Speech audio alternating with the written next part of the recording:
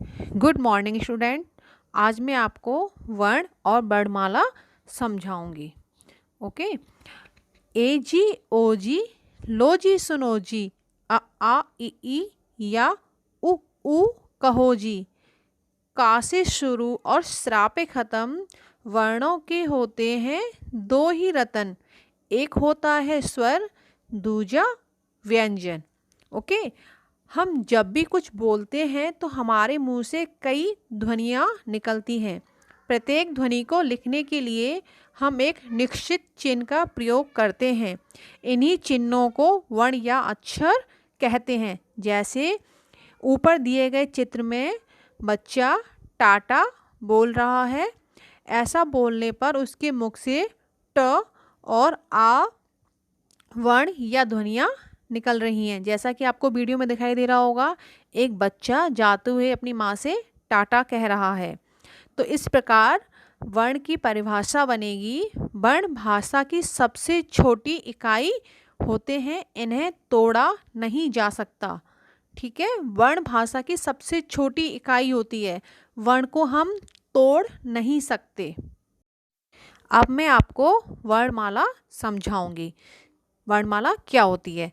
जब वर्णों के समूह को एक निश्चित क्रम में लिखा जाता है तो उसे वर्णमाला कहते हैं। प्रत्येक भाषा की अपनी अपनी वर्णमाला होती है। हिंदी वर्णमाला में दो तरह के अक्षर हैं, स्वर और व्यंजन। स्वर क्या होते हैं? सुनो ध्यान से। स्वर जिन वर्णों को बोलने के लिए किसी अन्य वर्ण की सहायता नहीं लेनी पड़ती, उन्हें स्वर कहते हैं। हिंदी भाषा में कुल 11 स्वर हैं। और कौन कौन से हैं ये आपके चित्र में दिखाई दे रहा है। जैसे अ आ ई उ री ए ओ औ। अब नेक्स्ट होते हैं हमारे अनुस्वार, विसर्ग और अनुनासिक। अनुस्वार होते हैं, इसे बोलने में नाक से ध्वनि निकलती है। उसके बाद विसर्ग, इसे बोलने में अह की आवाज़ आती है। अनुनासिक, इसे बोलते हुए नाक और मुंह दोनों से ध्वनियाँ निकलती हैं, जैसा कि आपको वीडियो में दिखाई दे रहे होंगे ये तीनों। उसके बाद एक होता है हमारा औ, इसे हम आगत स्वर भी कहते हैं। यह ध्वनि अंग्रेजी भाषा से हिंदी में आई है। अब मैं आपको बताऊंगी व्यंजन। जिन वर्णों को बोलने के लिए स्वरों की सहायता लेनी पड़ती है उन्हें व्यंजन कहते हैं। सभी व्यंजनों को बोलने के लिए अ स्वर का प्रयोग किया जाता है।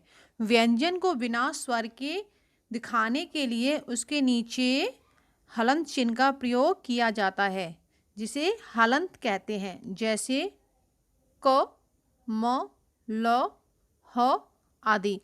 हिंदी भाषा में कुल 33 व्यंजन हैं। जैसे आपको चित्र दिखाई दे रहा है, का से लेके हा तक जो भी हमारे व्यंजन हैं वो सारे व्यंजन होते हैं। अब मैं आपको संयुक्त व्यंजन क्या होता है ये बताऊंगी। संयुक्त का मतलब है जुड़ा हुआ। जब दो व्यंजन एक दूसरे से जुड़ते हैं तो उन्हें संयुक्त व्यंजन कहते हैं। संयुक्त व्यंजन वर्णों में दोनों व्यंजन जोड़कर बोले और लिखे जाते हैं। संयुक्त व्यंजन में छ, त्र, ज्ञ और स्रा आते हैं। इन्हें संयुक्ताक्षर या संयुक्त व्यंजन भी कहते हैं, क्योंकि ये दो व्यंजनों के मेल से बनते हैं। जैसे छ शब्द है हमारा, ये क प्लस श प्लस आ से मिलकर बना है। इसका उदाहरण होगा क्षमा। दूसरा है हमारा त्र। त्र वर्ण है जो त प्लस र प्लस आ से बना है। इसका उदाहरण है त्रिकोण। ऐसे ही ज्ञ वर्ण है जो ज प्लस या प्लस आ से मिलकर बना है। इसका उदाहरण है ज्ञानी। ऐसे ही स्र श प्लस र प्लस आ से मिलकर बना है। इसका उदाहरण है श्रुतलेख। हम अन्य व्यंजनों को जोड़कर भी संयुक्त व्यंजन या संयुक्ताक्षर बना सकते हैं। इन्हें बनाने के लिए पहला व्यंजन स्वर के बिना और दूसरा व्यंजन स्वर के साथ आता है। जैसे स्थ अ प्लस स प्लस ता को मिलकर बना है। इसका उदाहरण होगा अस्त, मस्त और चुस्त। जब एक ही व्यंजन दो बार आए तो उसे द्वित व्यंजन कहते हैं। जैसा कि आपको वीडियो में चित्र दिखाई दे रहा होगा, ता दो बार लिखा हुआ है, एक आधा है फिर पूरा ता है, तो इससे उदाहरण बनना है पत्ता, गत्ता, सत्ता। ऐसे ही ना को दो बार लिखा गया है, इसमें बन रहा है मुन्ना, पन्ना, गन्ना आदि। Okay, thank you.